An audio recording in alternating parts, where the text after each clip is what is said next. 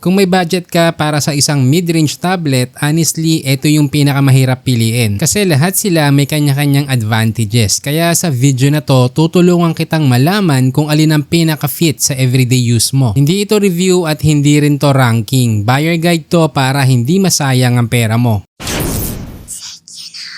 Kung gagamitin mo sa school, work, note-taking at entertainment, ito ang unang tablet na dapat mong tingnan, ang Redmi Pad 2 Pro. Isa sa pinakamalaking dahilan kung bakit maraming pumipili nito ay yung 12.1-inch 2.5K display. Mas komportable itong gamitin kapag nag-o-online class, gumagawa ng documents o nanonood ng Netflix. Dagdag pa ang 120Hz refresh rate kaya mas smooth ang scrolling at mas premium ang pakiramdam sa everyday use. Isa pa sa magandang feature nito ay ang 12,000 mAh battery. Kapag kailangan ng mag-charge, may 33 watts charging din. Maganda rin ang storage, 256GB at pwede mo pang dagdagan hanggang 2TB gamit ang microSD card. Ang downside lang, kahit gumagamit to ng Snapdragon 7S Gen 4, kung heavy gaming o video editing ang priority mo, may mas malakas na tablet sa parehong price range. Smooth naman to sa everyday use at casual gaming, pero hindi ito ang pinakamalakas pagdating sa raw performance. Kung gusto mo naman ng tablet na halos kahit anong ipagawa mo kayang-kaya, ito ang dapat mong tingnan, ang Xiaomi Pad 8. Ang pinakadahilan para piliin to ay yung performance. Gamit ang Snapdragon 8S Gen 4 na may around 2.2 million score. Kaya nito ang multitasking, gaming at video editing. Hindi lang performance ang maganda dito. May 11.2-inch na may 144Hz refresh rate. Kaya mapapansin mo na smooth sa scrolling, gaming at panonood ng movies. Dagdag pa ang Dolby Vision para mas vibrant ang kulay at mas immersive ang viewing experience. Isa rin sa pinakamagandang dahilan para bilhin to ay yung long-term software support. Android 16 out of the box at hanggang 4 major Android updates. Kaya mas matagal mo tong magagamit. Ang downside lang, mas maliit ang 9,200 mAh kumpara sa ibang tablet sa segment na to. Pero sapat naman yan para sa isang buong araw na normal usage. Ngayon, kung balak mong bumili ng tablet na gusto mong magamit ng ilang taon, mahirap pa ring alisin ang iPad sa usapan at ito ang iPad 11th Gen. Hindi man ito yung pinakamalakas na spec sa papel pero napaka-smooth pa rin ng experience dahil sa Apple A16 chip. Maganda to sa school, office work, editing, note-taking at halos lahat ng everyday tasks. Isa sa pinakamalaking dahilan kung bakit maraming bumibili ng iPad ay yung software support. Dahil sa iOS, regular ang updates at mas maganda ang overall experience. Kaya best option kung gusto mo ng tablet na tumatagal. Isa pa, maganda rin ang app ecosystem. Maraming apps para sa note-taking, digital drawing, editing at productivity ang mas optimized sa iPad. Kaya mas polish at consistent ang experience. Ang downside lang, 60Hz ang refresh rate. Pero real talk, kahit 60Hz yan, minsan mas okay pa nga ang smoothness nito kaysa sa ibang Android tablet na mas mataas. Ngayon, kung ayaw mo naman ng malaking tablet at mas gusto mo yung madaling dalhin kahit saan, ito ang pinaka-interesting na option, ang Xiaomi Pad Mini. Ang pinakamalaking dahilan para piliin to ay yung flagship performance na compact size. Gamit ang Dimensity 9400 Plus na may humigit kumulang 2.5